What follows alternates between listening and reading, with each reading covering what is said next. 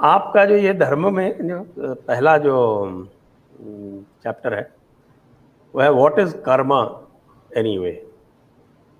और आपने इसमें नचिकेता की कथा जो है वो इसमें वर्णित की है। तो ये कर्म के ऊपर जो आपने अपना विचार रखा है उसको थोड़ा प्रकाशित करें। फिर इसके बाद फिर हम ऑडियंस के, हमारे जो लोग जुड़े हुए दर्शक उनके प्रश्न लेंगे। अम, संजय जी, जैसा आप जानते हैं कि मतलब जैसा मैंने कहा भी था, अ, मैं मॉडर्न विरोधी नहीं हूँ, पश्चिमी विरोधी नहीं हूँ। जो अच्छी बातें हैं सीखनी चाहिए, लेकिन एक बात बहुत साफ है मुझे कि मेरी जड़ें भारतीय हैं।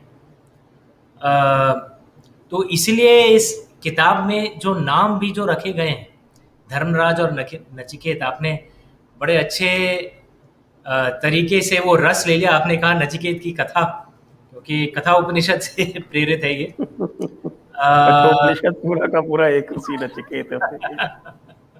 और नचिकेत और धर्मराज, धर्मराज जो उनके जो ससुर हैं, उनके नचिकेत की पत्नी के पिताजी, तो उनके जो कॉन्वर्जेशन होते हैं उसमें धर्म का विवरण किया जाता है। और इसमें ऐसा है कि हमारे पूर्वज कहते थे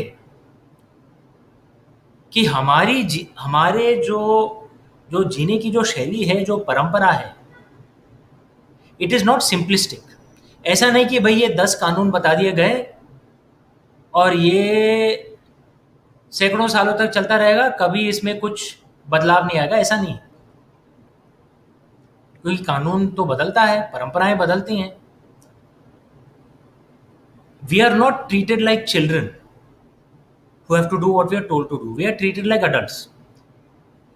If you are treated like adults, फिर हमें फिर बताया जाता है कि भाई अगर आपको अडल्ट की तरह जीना है तो आपको ये सिंपल ये 5 कानून नहीं दिए जाएंगे कि भाई आप ये करो और फिर कुछ नहीं होगा, कि इतने इतने टाइम आप प्रेयर करो, इतने टाइम वो करो। नहीं, वैसा नहीं बताया जाता है।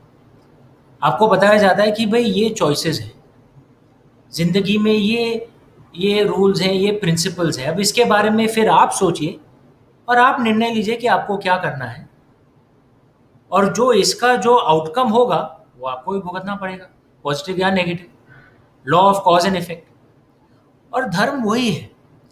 धर्म जो है, जो जो पूरे ब्रह्म, धर्म का रूट क्या है, धातु क्या है? संस्कृत धातु कॉल ध्रुव, कि भाई that which sustains, that which balances, जो पूरे ब्रह्मांड को, समाज को, हम सबको संतुलन में रखता है, जो अजय और अमर है, वो धर्म। इसमें कोई सिंपलिस्टिक रूल्स नहीं होते हैं।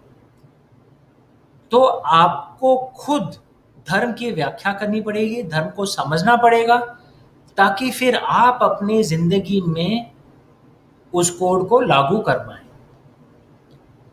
और हर किसी के लिए धर्म की परिभाषा अलग होगी।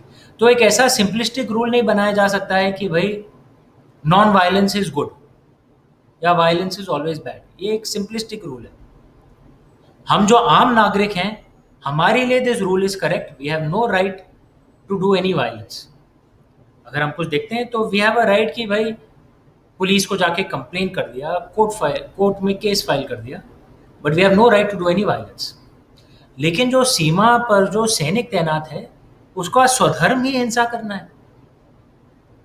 सामने से कोई अगर शत्रु आएगा तो जो सैनिक है उससे ये आशा नहीं की जाएगी कि भाई वो अपने बंदूक नीचे रख के वो शत्रु के साथ बृहदारण्यक उपनिषद पर वाद विवाद करे।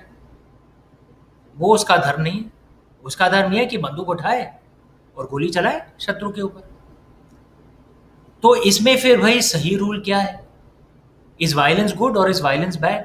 भाई डिपेंड्स ऑन द सिचुएशन। और ये एक बड़ा एक सिंपल उदाहरण है, ऐसे बहुत कॉम्प्लेक्स उदाहरण। तो हमारी जो शिक्षा प्रणाली होती थी उस जमाने में, और रामायण महाभारत एक तरह से, और जैसे हम लोग धर्मपाल जी के बारे में बात कर रहे थे, हमारे जो प्राचीन जो गुरुकुल थे, सब में एंट्री लेवल पर रामायण और महाभारत सिखाया जाता था, क्योंकि वो सिर्फ एक कहानी नहीं है। उन कहानियों को, रामायण और महाभारत को आप पढ़ के आप धर्म को समझते हैं, और आपका स्वधर्म क्या होगा उसे आप ठीक से समझते हैं। तो वही हम एक्सप्लेन करने की कोशिश कर रहे हैं इस किताब में कि भाई धर्म क्या है। सबसे अर्लीस्ट पॉइंट ये है कि धर्म ये सिंपल 10 कमांडमेंट, सिंपल रूल्स ऐसा नहीं है। आपको बच्चे की तरह ट्रीट नहीं किया जाएगा, आपको एक अडल्ट की तरह की ट्रीट किया जाएगा कि आप बड़े हो चुके हैं, अपना दिमाग खुद इस्तेमाल करिए। और ये फिलॉसफीज है, इस पर सोच विचार करिए और फिर अपने निर्णय लीजिए। वही हम दर्शाने की कोशिश करते हैं।